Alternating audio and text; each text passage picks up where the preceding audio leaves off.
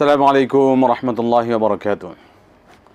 আলহামদুলিল্লাহি রাব্বিল আলামিন ওয়াসসালাতু ওয়াসসালামু আলা রাসূলিহিল কারীম ওয়া খাতামান নাবিয়্যিন নবিয়িনা মুহাম্মদ ওয়া আলা আলিহি ওয়া সাহবিহি আজমাইন। সুপ্রিয় দর্শক, পৃথিবীর যে প্রান্ত থেকে আপনারা এই মুহূর্তে এটিএন বাংলা টিভি স্ক্রিনের সামনে আছেন, সকলকে স্বাগত জানাচ্ছি এটিএন বাংলার নিয়মিত আয়োজন ইসলামী সওয়াল ও জবাব সরাসরি। আপনাদের জীবন ঘনিষ্ঠ সকল ধরনের যে কোনো ধরনের প্রশ্নের জবাব আপনি সরাসরি জানতে আয়োজন অনুষ্ঠানে ফোন করে প্রশ্ন করে আপনি আপনার প্রশ্নের জবাব জানতে পারবেন। আমি আছি আপনাদের সাথে কেম ফিরোজ। আমাদের সাথে হাজির স্টুডিওতে উপস্থিত আছেন শেখ শাহ ওয়ালিউল্লাহ হাফিজাহুল্লাহ। আসসালামু আলাইকুম ওয়া রাহমাতুল্লাহি ওয়া বারাকাতুহু। ওয়ালাইকুম আসসালাম ওয়া রাহমাতুল্লাহি ওয়া বারাকাতুহু। মারহাবা বিকুম। বারাকাল্লাহু ফিক। মাশাআল্লাহ, আমরা শুরু করছি আজকের আয়োজন। দর্শক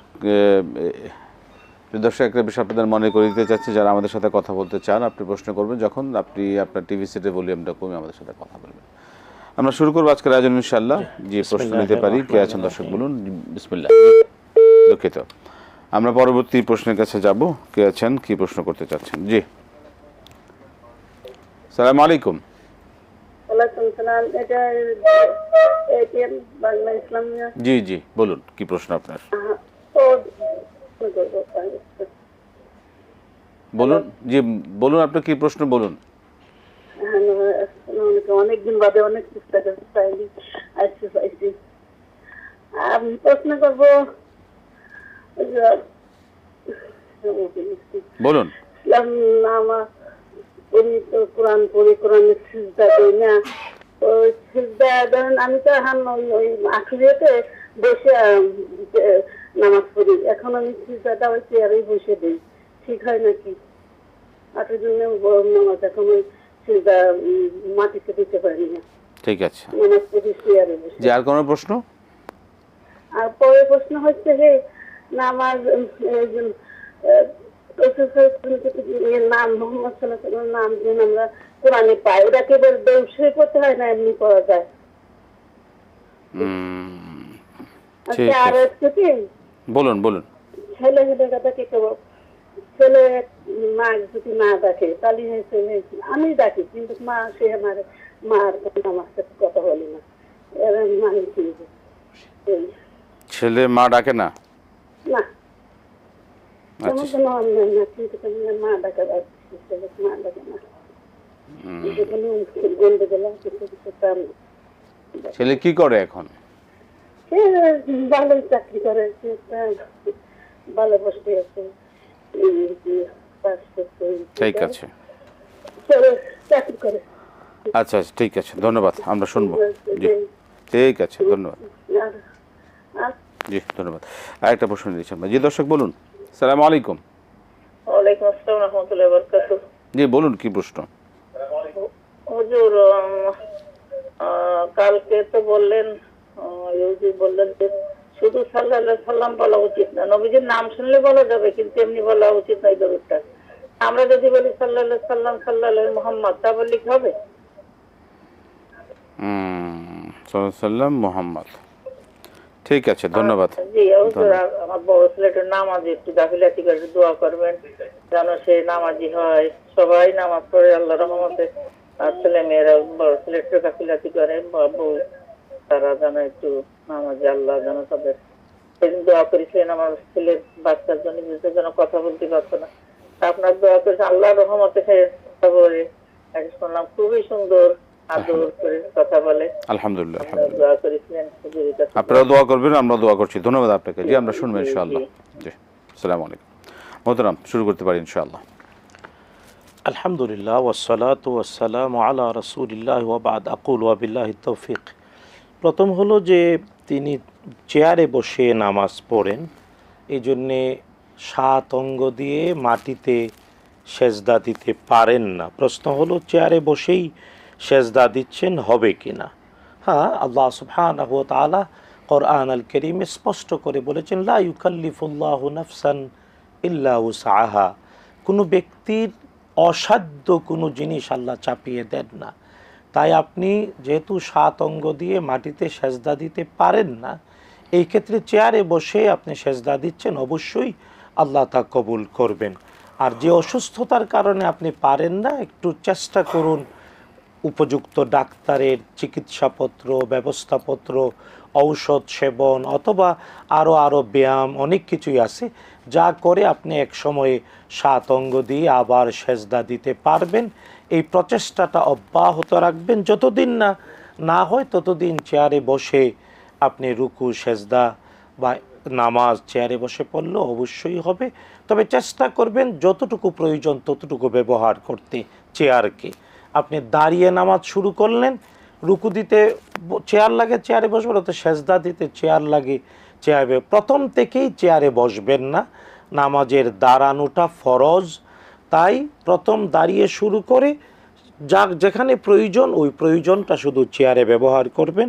আর আমরা আল্লাহ তাআলার কাছে দোয়া করি রব্বুল আলামিন যাতে আপনাকে পূর্ণ সুস্থতা দেন, যাতে তৃপ্তির সাথে 7 অঙ্গ দিয়ে মাটিতে লুটিয়ে পড়ে আল্লাহকে পুনরায় সেজদা দিতে পারেন। আল্লাহ তাআলা সবার অসুস্থতাকে পূর্ণ সুস্থতায় ধন্য করুন, আমিন। এর সাথে একটা সম্পর্ক ছিল, যেটা হচ্ছে যে উনি সেজদার আয়াত পড়লে উনি কিভাবে সেজদা ওইভাবে সেজদা দিবেন। সেজদার আয়াত পড়লেও ঠিক চেয়ারে বসা অবস্থাতেই, কারণ সে যে কোনো সময় সেজদার আয়াত কেউ পড়ল অথবা শুনলো, সে তাৎক্ষণিক সেজদা দেবে আর আল্লাহ আকবর বলে সেজদায় গেলেই হবে। সুতরাং আপনি চেয়ারে বসেই আল্লাহ আকবর বলে কিবলামুখী হয়ে তেলাওয়াতের সেজদা দেবেন। নামাজের সেজদা যেভাবে দিয়ে থাকে, নামাজের সেজদা যেভাবে দিয়ে নামাজে যদি দরুদ শরীফ যদি মোহাম্মদ বলি, সেক্ষেত্রে কি সাল্লাল্লাহু আলাইহি ওয়াসাল্লাম আলাদা বলতে হবে? না, ব্যাপার হলো রাসূলুল্লাহ সাল্লাল্লাহু তাআলা আলাইহি ওয়াসাল্লামের নামের সাথে যখন তার গুণাবলী উল্লেখ থাকে, যেমন আজানে আশহাদু আন্না মুহাম্মাদার রাসূলুল্লাহ, তখন আর দুরূদ শরীফ পড়তে হয় না। মাসালাটা হলো রাসূলুল্লাহ সাল্লাল্লাহু তাআলা আলাইহি ওয়াসাল্লামের পবিত্র নাম মিম হা মিম দাল মুহাম্মদ, রাসূলুল্লাহ সাল্লাল্লাহু আলাইহি ওয়াসাল্লামের নাম হিসেবে যখন কেউ বলবে তখন সে সাল্লাল্লাহু আলাইহি ওয়াসাল্লাম পড়বে। কিন্তু যখন রাসূলুল্লাহ সাল্লাল্লাহু আলাইহি ওয়াসাল্লামের পবিত্র নামের সাথে তার কোনো সিফাত বা গুণ উল্লেখ থাকবে, তখন সাল্লাল্লাহু আলাইহি ওয়াসাল্লাম না বললে কোনো অসুবিধা নেই। যেমন আজানে আশহাদু আন্না মুহাম্মাদার রাসূলুল্লাহ মুয়াজ্জিন বলে, আমরাও তাই বলবো। ওখানে আশহাদু আন্না মুহাম্মাদার রাসূলুল্লাহ সাল্লাল্লাহু আলাইহি ওয়াসাল্লাম না বলতে হবে না। রাসূলুল্লাহ সাল্লাল্লাহু আলাইহি ওয়াসাল্লাম শিখিয়েছেন ওইভাবেই, আজানের বাক্য মুয়াজ্জিন যা বলে আমরা তাই বলবো। তো কোরআন আল কারীমে আল্লাহ সুবহানাহু ওয়া তাআলা রাসূলুল্লাহ সাল্লাল্লাহু আলাইহি ওয়াসাল্লামের পবিত্র নাম যেভাবে উল্লেখ করেছেন, ওর সাথে তার গুণ উল্লেখ আছে। সুতরাং কোরআন আল কারীম তেলাওয়াত করতে গিয়ে আল কোরআনের আয়াতের অংশ হিসেবে যেখানে মুহাম্মদ আছে, তারপরে আমাদেরকে সাল্লাল্লাহু আলাইহি ওয়াসাল্লাম পড়তে হবে না, কারণ এটা কোরআনের অংশ না। কোরআনে যেভাবে আল্লাহ দিয়েছেন এভাবে। আর মাসালাটাও হলো কেবল আলাদাভাবে রাসূলুল্লাহ সাল্লাল্লাহু আলাইহি ওয়াসাল্লামের পবিত্র নাম মুহাম্মদ বললে সে সাল্লাল্লাহু আলাইহি ওয়াসাল্লাম বলবে। সাল্লাল্লাহু আলাইহি ওয়াসাল্লাম, এটা কি দরুদ হিসেবে পড়া যাবে? এর মানে হলো যে আল্লাহ তাআলা, হে আল্লাহ তুমি রাসূলুল্লাহ সাল্লাল্লাহু আলাইহি ওয়াসাল্লামের প্রতি সালাত আর সালাম পেশ করো।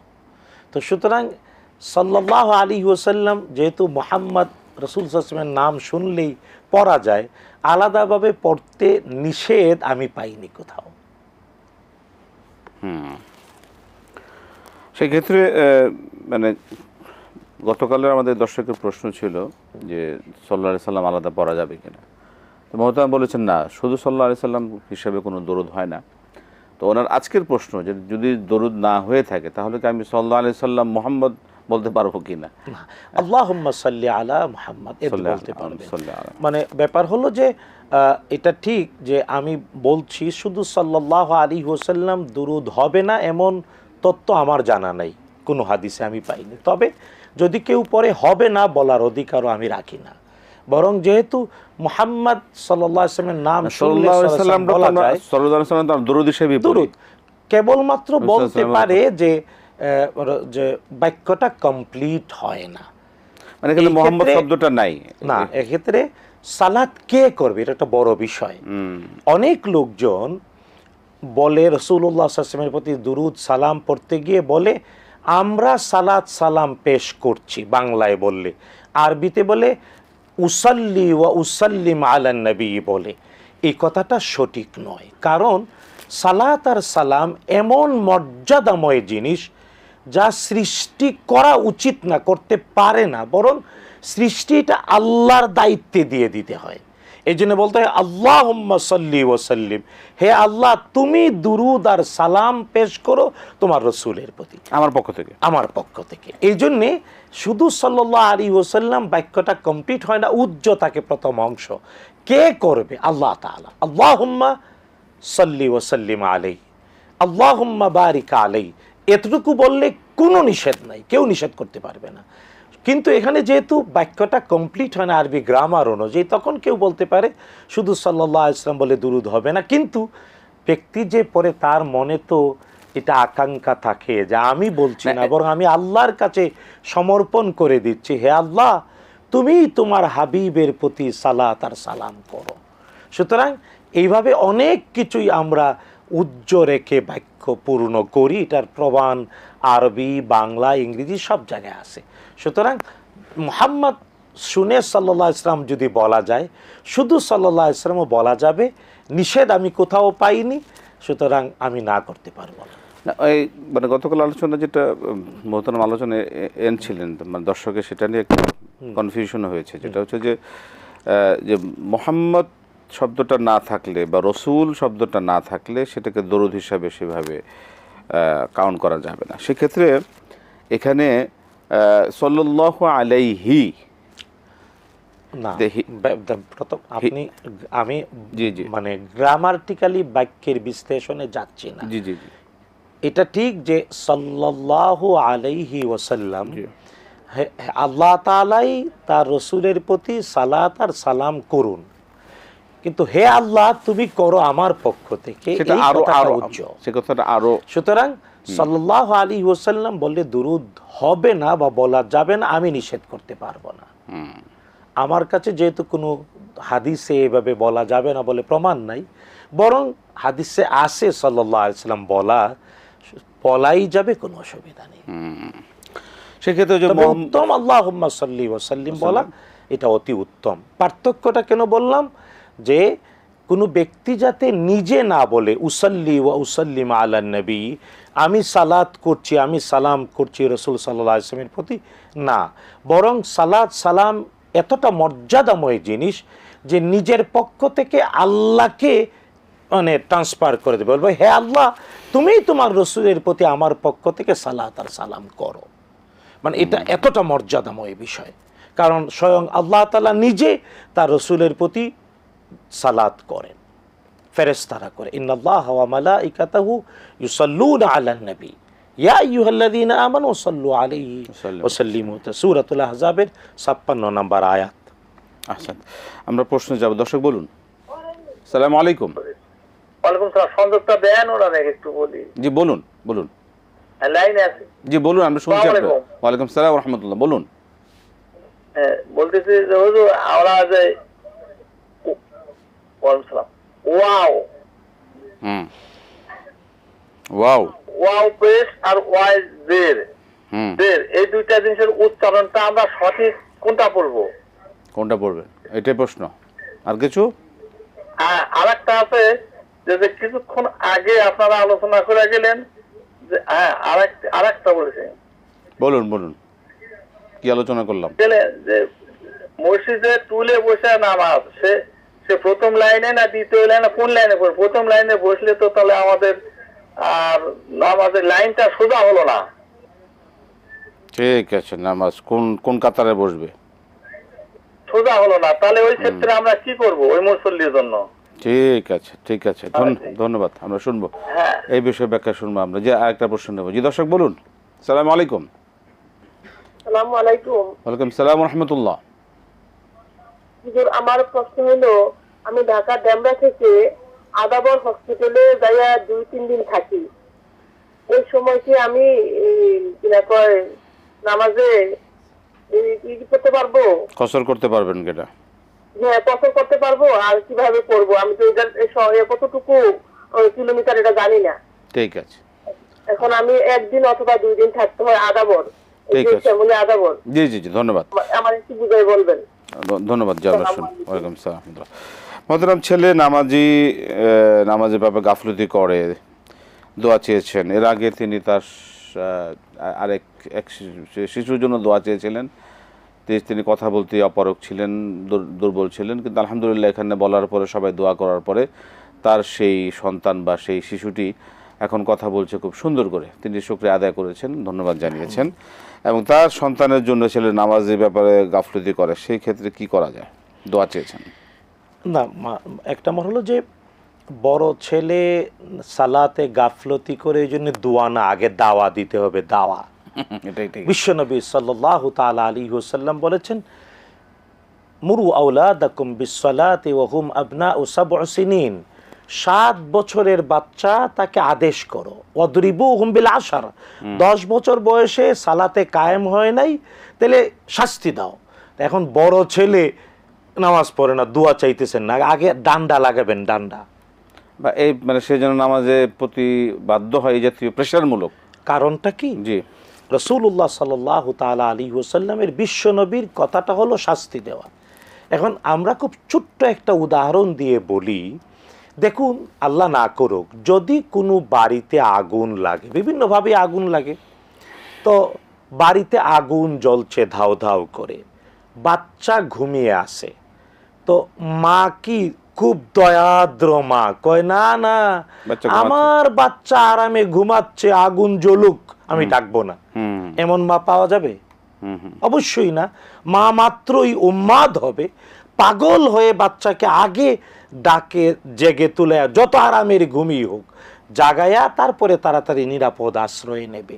জি। দুনিয়ার বাস্তবতায় প্রজ্বলিত অগ্নিকুণ্ড থেকে বাঁচানোর জন্যে বাচ্চার আরামের ঘুম থেকে যদি মা ধাক্কাইয়া পিটাইয়া উঠায়, এর নামই ভালোবাসা, তাইলে আখিরাতের প্রজ্বলিত জাহান্নামের আগুন থেকে বাঁচানোর জন্যে কেন একটু শাস্তি দেবেন না?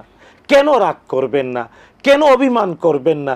কেন আপনি তার প্রতি মানে বলবেন না খাবার, রেশন বন্ধ, খাবার বন্ধ? পারবেন না কেন? কারণ আমি তো দেখেছি আমার দাদারে, আমার ছোট চাচা, আমার বাপ চাচা 3 জন ছিলেন, 2 জনই বেঁচে নাই, আল্লাহ জান্নাত নসিব করুন। আমার ছোট চাচা এখনো বেঁচে আছে, অতি বৃদ্ধ। আমি দেখেছি আমার দাদা, আমার ছোট চাচা মাঝে মাঝে নামাজে গাফিলতি করতো, লাঠি নিয়ে দাদা দৌড়ানি দিত, আমরাও দৌড়ানি দিতাম পিছনে, দাদার সাথে আমরাও দৌড়ানি দিতাম। এখনো মাঝে মাঝে বলে, তোরা দৌড়াইতে আমাকে। তো এই যে উচিত, বাবা মা অবশ্যই সন্তান যত বড়ই হোক, জাহান্নামের প্রজ্বলিত অগ্নিকুণ্ডে নিক্ষেপ হওয়ার আগে তাকে রক্ষা করা। এই জন্যে অবশ্যই মা বাবা গরম হবে, আর হাত দোয়া করবে ইব্রাহিম আলাইহিস সালামের ভাষায়, রব্বি জাআলনি মুকিমাস সালাতি ওয়া মিন যুররিয়াতি রব্বানা ওয়া তাকাব্বাল দুআ। হ্যাঁ, আমরাও দোয়া করি, আল্লাহ তাআলা আপনার সন্তান, আমাদের সন্তান, অন্তকালের সকল মুসলিম সন্তান সন্ততিকে, ইমানদারের সন্তান সন্ততিকে আল্লাহ তাআলা সালাত কায়েমকারী বানান, আমিন। এই সম্পর্কিত আরেক মার একটা প্রশ্ন, সেটা হচ্ছে যে ছেলে মা ডাকে না, মার খোঁজ খবর নেয় না। না, এটা অপরাধ, নিঃসন্দেহে অমার্জনীয় অপরাধ। ডাকবে, খোঁজ নেবে, কথা বলবে, মায়ের ভুল হতে পারে, মাকেও সংশোধনের চেষ্টা করতে হবে। তবে জানা উচিত যে হ্যাঁ, সন্তান সর্বাবস্থায় মায়ের খোঁজখবর নেবে, মা ডাকবে, মায়ের অধিকার আদায় করবে, আর না হলে জান্নাতে যাওয়ার প্রশ্নই আসে না। সেক্ষেত্রে সেই সন্তানের জন্য কোনো আমল বা দোয়া কি কোনো করতে পারবে না? অবশ্যই তিনি দোয়া করবেন। সূরাতুল ফুরকানের 74 নম্বর আয়াতের শেষ অংশ, রব্বানা হাবলানা মিন আজওয়াজিনা ওয়া যুররিয়াতিনা কুররাতা আয়ুনিন ওয়াজআলনা লিল মুত্তাকিনা ইমামা। বলবেন, আল্লাহ আমার সন্তানকে হেদায়েত করে দাও। আমরাও দোয়া করি, আল্লাহ তাআলা আপনার সন্তানকে আপনার চক্ষু শীতলকারী বানিয়ে দিন, হেদায়েত নসিব করুন। আমিন। আমরা একটা প্রশ্ন নেব, দর্শক বলুন। আসসালামু আলাইকুম। ওয়ালাইকুম সালাম ওয়া রাহমাতুল্লাহি ওয়া বারাকাতুহু। হুজুর, আমি ধরমপাড়া সুনামগঞ্জ থেকে ইনুস বলছিলাম। ইউনুস সাহেব বলুন।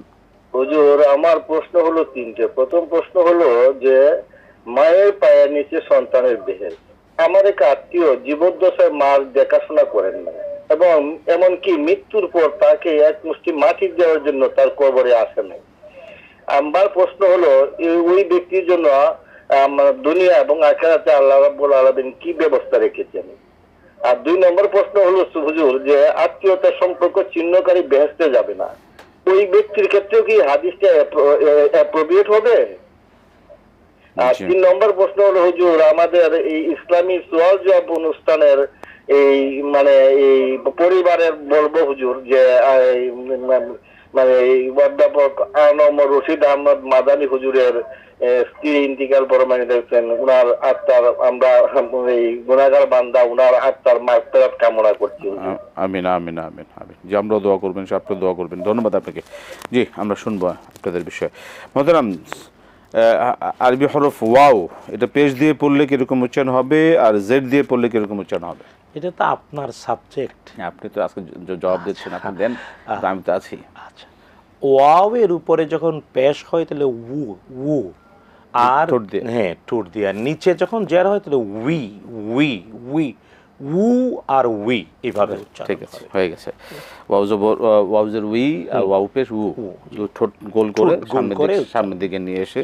এবং অনেকে যে ওনার কাছে যেটা সন্দেহ হয়েছে, যেটা সম্বন্ধে আমরা এই উচ্চারণের ক্ষেত্রে অনেকে ওয়াউ পেশ বু বু বলে থাকি, এবং ওয়াউজের বি বি বলে থাকি।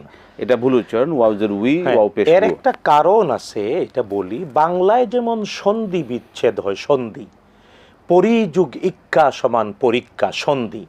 আরবিতে ঠিক তালিল আছে, তালিল, এটা গ্রামারের ব্যাপার। তাজউইদেরও বাহিরে আরবি গ্রামারের একটা চ্যাপ্টার হলো তালিল, তো এটাকে বাংলায় বলে সন্ধি। এগুলার কিছু কায়দার কারণে কখনো কখনো ওয়াওয়ের উচ্চারণ বা হয় বটে, কিন্তু সকল ক্ষেত্রে। যেমন একটা বাস্তব উদাহরণ যেটা হচ্ছে যে আমরা সলাতুল ওয়াইত্রে, আসলে উচ্চারণ ওয়াইত্রে, কিন্তু ওইটাকে বাংলায় লিখতে গেলে বয়র স্বীকারতে হবে। এটা হলো তালিলের কারণে। তো এটা এমন একটা গ্রামার যেটা আপনি আরবি ভাষার গভীর ব্যাকরণের গভীরে পৌঁছালে বুঝবেন। আর সর্বক্ষেত্রে এটা হয় না, কিছু কিছু ক্ষেত্রে, কয়েকটা ক্ষেত্রে, কিছু কিছু যেমন এটা হরফে চেঞ্জ হয়ে যায়। হরফে, হ্যাঁ, তাই না? এটা হচ্ছে সলাতুল উইত্রি, তাই না? এই উইত্রি আর বিতের হরফে চেঞ্জ হয়ে গেল, বর্ণ চেঞ্জ হয়ে যায়। যেমন যখন এদগাম হয়, এদগাম মানে সম্বন্ধ মিলিয়ে পড়া হয়, তখন যেমন আলাদা করলে আনলা, আনলা, একসাথে উচ্চারণ করে আল্লাহ, আল্লাহ, আল্লাহ, আল্লাহ ইলাহা ইল্লাল্লাহ, মূলত আন লা ইলাহা ইল্লাল্লাহ। ঠিক এই ধরনের ওই এদগাম হলে, সম্বন্ধ হলে, কখনো কখনো এক হরফের ভিতরে আরেক হরফ যুক্ত মিলে যায় উচ্চারণটা, কিন্তু লিখতে এই জন্যে, যেমন দেখুন পৃথিবীর অনেক বিশ্ববিদ্যালয়, আল আজহার বিশ্ববিদ্যালয় আছে, যে কোরআন আল কারীম মুখস্থ না, লিখিত পরীক্ষায় পাশ করতে হয়, তাইলে বোঝা যায় সে বুঝে পড়ছে শব্দগুলো কোনটার সাথে কোনটা মুরাক্কাব হয়েছে। কারণ উচ্চারণ আর লিখিত বাস্তবতা দুইটা দুই ধরনের, যে কারণে যেমন বাংলাদেশে যারা পিএইচডি করেন বিদেশি ভাষার শব্দ, একটা আছে প্রতি বর্ণায়ন আর একটা আছে প্রতি উচ্চারণ। বুঝতে পেরেছেন? এখানেও একটু পার্থক্য আছে। যদি প্রতি বর্ণায়ন কেউ না বুঝে, তাহলে প্রতি উচ্চারণ সে বুঝবে না। যেমন একটা উদাহরণ দিই আপনাকে, মুহাম্মদ বিন আব্দুল্লাহ, মুহাম্মদ বিন আব্দুল্লাহ একসাথে হলে দুই নাউন এর মাঝখানে ইবনুন বসলে আলিফটা থাকবে না, বিন হবে, মুহাম্মদ বিন আব্দুল্লাহ। অনেক লোকজন আছে বাংলায় লিখতে গিয়ে মুহাম্মদ ইবনে আব্দুল্লাহ লিখে, উচ্চারণে মুহাম্মদ ইবনে আব্দুল্লাহ ঠিক হবে, কিন্তু লিখতে গিয়ে লিখতে হবে মুহাম্মদ বিন আব্দুল্লাহ। কিন্তু আবার যদি কেবল নাউন আগে নাই, নাউনের আগে ইবনুন শব্দ বসে, তাহলে ইবনু আব্দুল্লাহ লিখতে গিয়ে হামজা বা নুন দিয়েই লিখতে হবে। এটা হলো লিখার কায়দা আছে, এবং এটা ওই হামজা ওয়াসলি, হামজা কিতঈর মাসালায়, মানে নিয়মে। এই জন্য গ্রামারের বেশ কিছু নিয়ম আছে, সব আমরা এখানে বললে মুশকিল। সব বলতে গেলে মানে এর ভাষা নিয়ে একটা অনুষ্ঠান হয়ে যাবে। এর সাথে আবার নেটিভ কিছু বিষয় আছে, নেটিভ লোকাল কিছু উচ্চারণের বিষয় আছে। সেগুলোর ক্ষেত্রে যেমন মিশরের তারা মানে মানে কিছু হরফ আছে তারা মানে উচ্চারণ সময় টোটালটাই চেঞ্জ করে ফেলে। হ্যাঁ, আউযুবিল্লাহি মিনাশ শাইতানির রাজিম, জিমকে তারা অনেক সময় তবে আবার কোরআন আঞ্চলিক আমিয়া বলতে গেলে জিমকে গিম বলে, কফকে গাফ বলে, এটা কিন্তু তেলাওয়াতে আবার তেলাওয়াতে ঠিক আছে, কিন্তু ভাষাগত দিক দিয়ে তারা অনেক ক্ষেত্রে এই বিষয়ে উল্টোপাল্টা করেন। পরবর্তী প্রশ্ন হচ্ছে যে টুলে বসে নামাজ যারা পড়েন বা চেয়ারে বসে যারা পড়েন, তাদের কাতারটা তো আসলে ঠিক রাখার জন্য তারা কোন কাতারটা উত্তম হবে? না, প্রথম হলো যে টুলে বসে যদি কেউ প্রথম কাতারে নামাজ পড়তে চান, তাহলে সিস্টেমটা হলো টুলের পিছনের দুই পা সফের সাথে মিলিত হবে। টুলের বা চেয়ারের পিছনের দুই পা মুসল্লিদের পায়ের সাথে মিলে দাঁড়াবে।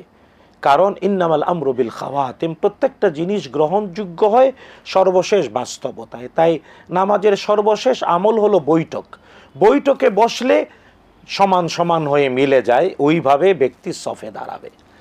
কিন্তু উচিত, এটা হলো সমস্যা, নাইলে অনেকে আছে সে পা দিয়ে দাঁড়ালো ঠিকই মুসল্লিদের সাথে, টুলটা পিছনে দিল, তাইলে পিছনে আর কোনো নামাজি দাঁড়াতে পারে না, এটাও আরেকটা সমস্যা।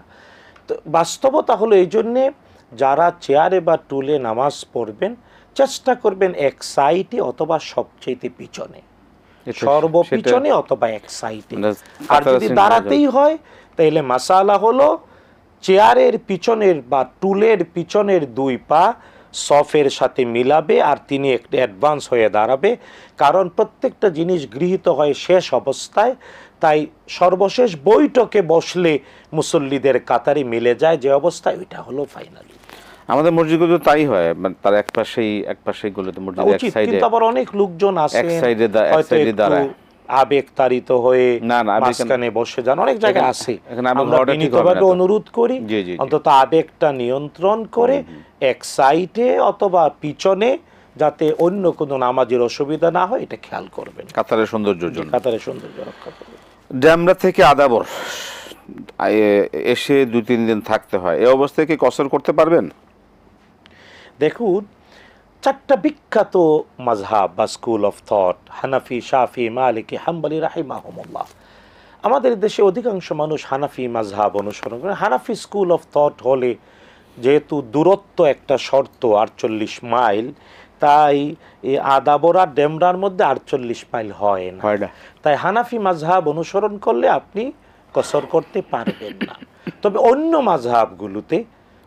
মাযহাবগুলো অনুযায়ী আপনি করতে পারেন। এমনকি সহিহ মুসলিমের একটা হাদিস আছে, রাসূলুল্লাহ সাল্লাল্লাহু আলাইহি ওয়াসাল্লাম মাত্র 3 কিলোমিটার দূরত্বে সফরের জন্য গিয়েছেন, কসর করেছেন। তো আপনি যেহেতু মানে আদাবর, ডেমরা থেকে আদাবর যাচ্ছেন, বেশ দূর, আপনি যদি অন্য মাযহাব অনুসরণ করে বিশুদ্ধ হাদিস অনুসরণ করেন আর 2-3 দিন থাকতে হয়, আপনি কসর করতে পারেন। মানে হানাফি মাযহাব অনুযায়ী হবে না, অন্য মাযহাব অনুযায়ী হবে। এটা আপনার ইচ্ছার উপরে করতে পারেন, কেউ নিষেধ করতে পারবে না। এই ক্ষেত্রে দলিল যে অন্য মাযহাবে আছে, হাদিস আছে বিশুদ্ধ, আমি মানলাম। আল্লাহু আ'লাম বিসওয়াব। আমরা প্রশ্ন নেব। আসসালামু আলাইকুম। আসসালামু আলাইকুম, কে আছেন? দুঃখিত, আমরা নিতে পারলাম না। পরবর্তী, জি। আসসালামু আলাইকুম। ওয়ালাইকুম আসসালাম ওয়া রাহমাতুল্লাহ। আমি আরিফ, চট্টগ্রাম থেকে। আরিফ সাহেব বলুন। আমার প্রশ্ন, প্রথম প্রশ্ন হলো, আমি যদি সূরা মুলুকটা যদি পড়ি, এই সময় আমার পরপরে পড়লে কি হবে? নামাজ পড়ি, তারপর আমি মুলুকটা পড়ে ফেললাম, আচ্ছা, নাকি রাতে ঘুম দেওয়ার সময় পড়তে হবে? কালকে রশিদ আহমেদ মাদানী সাহেব বললো যে রাতে ঘুম দেওয়ার সময় পড়তে। আমার থেকে মনে করেন মুখস্থ আছে, আমি এখন কি রাতে ঘুম দেওয়ার সময় পড়বো না এসে পরপরে পড়বো? ঠিক আছে। আরেকটি প্রশ্ন করতে পারি? বলুন। জি, সুবহান রাব্বিল আযীম, এটা অর্থটা কি? সুবহান রাব্বিল আযীম। সুবহান রাব্বিয়াল আযীম, ঠিক আছে, ধন্যবাদ। ওয়ালাইকুম আসসালাম রাহমাতুল্লাহ। মায়ের পায়ের নিচে সন্তানের বেহেশত, এই যে ব্যবস্থাটা, সেটা আসলে এই বিষয়ে বলবেন।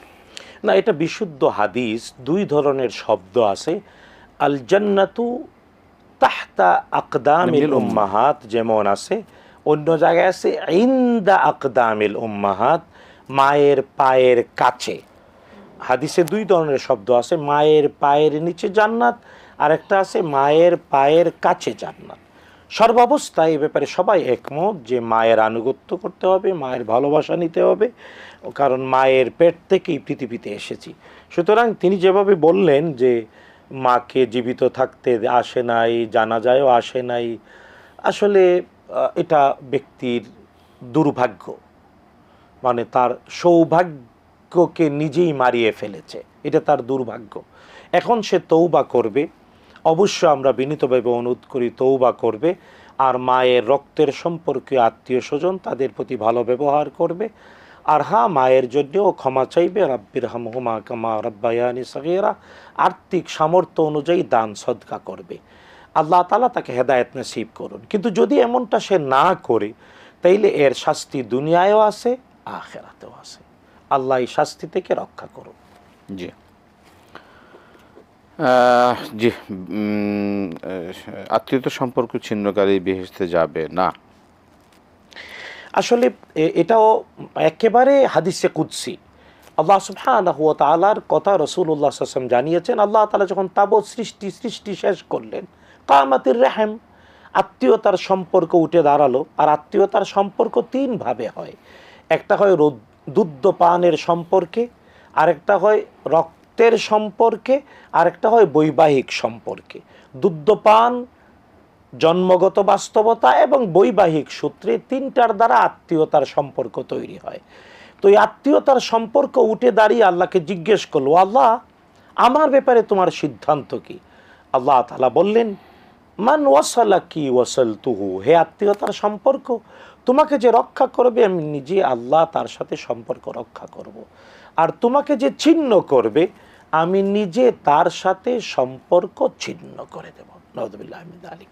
সুতরাং এটা খুব ভয়াবহ বাস্তবতা। বরং অপর দিকে এই পৃথিবীতে ধনী, সম্পদশালী, মর্যাদাময়, আখিরাতে চিরস্থায়ী জান্নাতের অধিবাসী হওয়ার জন্যে আত্মীয়তার সম্পর্ক রক্ষা করতে হবে, করা উচিত। আল্লাহ তাআলা তৌফিক দিন, আমিন। সূরা মুলক এশার পরে পড়লে হবে? ব্যাপারটা হলো যে রাতে যদি পড়ে, হাদিসটা হলো 30টি আয়াতের সূরাতুল মুলক যে রাত্রে পড়বে, আল্লাহ তাআলার হাবিব অগ্রিম সুসংবাদ দিয়েছেন তাকে কবরের আযাব থেকে আল্লাহ মুক্ত করে দেবেন। সুতরাং এটা ব্যক্তির স্বাচ্ছন্দ্য অনুযায়ী যখন পড়তে পারে পড়বে। এমনকি জানা উচিত আসরের পর থেকেই আল্লাহর মানে ফেরেশতাদের ডিউটি অনুযায়ী সান্ধ্যকালীন বাস্তবতা শুরু হয়ে যায়।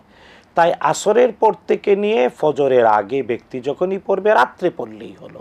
এখন সে ঘুমানোর আগে অথবা মাগরিবের পরে অথবা এশার পরে অবশ্যই ফ্লেক্সিবিলিটি আছে, যখন সে পড়তে চায় পড়ে নেবে। সুবহান রাব্বিয়াল আযীম অর্থ জানতে চাইছেন? সুবহান মানে মাহফুজুন মিন কুল্লি আইবিন, সকল দোষ ত্রুটি মুক্ত। পবিত্র। রব্বি মানে আমার রব, আল আযীম মানে মহান। মহান আমার রব, যার কোনো দোষ নাই, ত্রুটি নাই, ত্রুটিমুক্ত, পবিত্র, ত্রুটিমুক্ত মহান রব আমার। জি, আমরা প্রশ্ন নিচ্ছি। দর্শক বলুন। আসসালামু আলাইকুম। ওয়ালাইকুম আসসালাম। জি বলুন। ওয়ালাইকুম আসসালাম। জি, আমার প্রশ্ন হলো, সূরা ফাতিহা নামাজে পড়লে আমিন বলতে হয়, কিন্তু সারাদিন যখন যে কোনো সময় পড়লে কি তখন কি আমিন বলা যাবে নাকি আমিন বলা যাবে না? ঠিক আছে। আরটা হলো, পবিত্র কোরআনুল কারীম খতম করলে কিভাবে বক্সাইতে হয়? কোরআন খতম বক্সা। ঠিক আছে। আসসালামু আলাইকুম। আসসালামু রাহমাতুল্লাহ। জি, আসসালামু আলাইকুম। আসসালামু আলাইকুম। ওয়ালাইকুম সালাম। জি বলুন, কি প্রশ্ন? আমি ইসলামপুর থেকে খলিলুর রহমান বলতেছি। জি বলবেন। আমি স্টক করে ব্রেন স্টক করে আমার বিছনায় আছি, বুঝছেন? জি জি।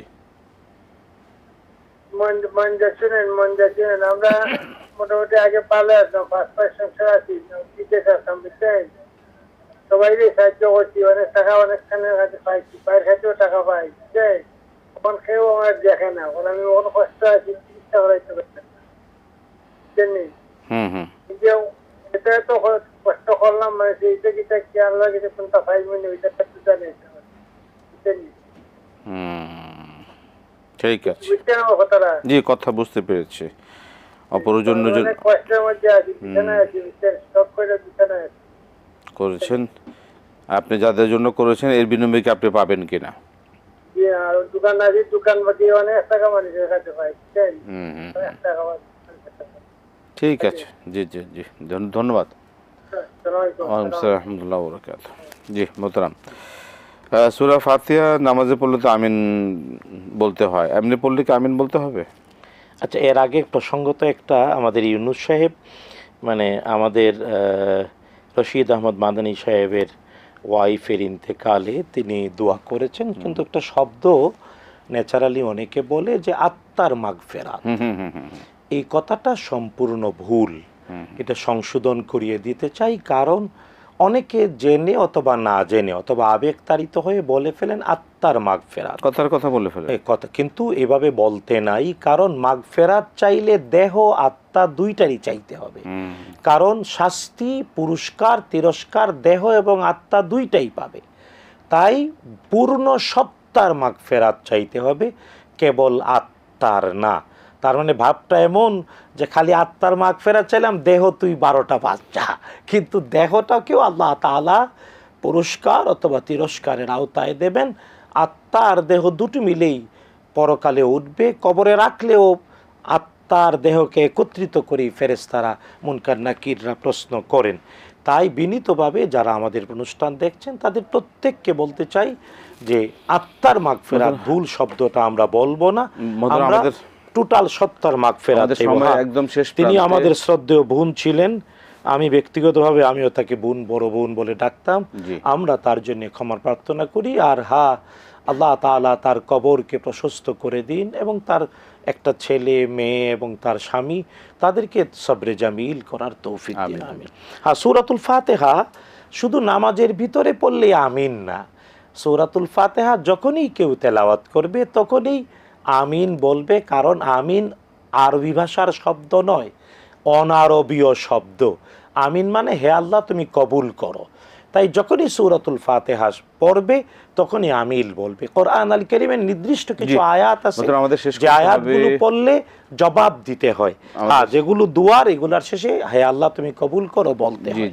কোরআন খতমের বক্সা কিভাবে দিবেন? আসলে কোরআন আল কারীমের 30 পারা তেলাওয়াতের পরে বক্সানো এটা আমাদের হুজুরদের বানানো। বক্সানো বলতে কিচ্ছু নাই, আপনার নিয়তের উপরে। আপনি তেলাওয়াত শেষ করেছেন, বলবেন হে আল্লাহ আমি মানুষ, তেলাওয়াত করতে গিয়ে ভুল ত্রুটি হয়েছে, ক্ষমা করে দাও, আর যে সওয়াব তুমি মঞ্জুর করেছো আমাকেও দাও। আর আপনি যাকে যাকে বলতে চান সবার জন্য বলে দেবেন ইন্নামাল আমালু বিন্নিয়াত। আমিন আমিন। আপনাকে অসংখ্য ধন্যবাদ শেখ, বারাকাল্লাহু ফিকুম, হায়াকাল্লাহ, আহসান, মাশাআল্লাহ। প্রিয় দর্শক, সময়ের শেষ প্রান্তে চলে এসেছি, আলহামদুলিল্লাহ আপনাদের মূল্যবান প্রশ্ন আলোকে অনেকগুলি বিষয় অবগত হলাম। এভাবে আমরা যত বেশি জানবো, আল্লাহ পাক আমাদেরকে এভাবে জানা এবং মানার তৌফিক দান করে, এটা আমাদের জন্য খুবই কল্যাণকর। আজকে শেষ করছি, বিদায় নিচ্ছি। আসসালামু আলাইকুম ওয়া রাহমাতুল্লাহি ওয়া বারাকাতুহু।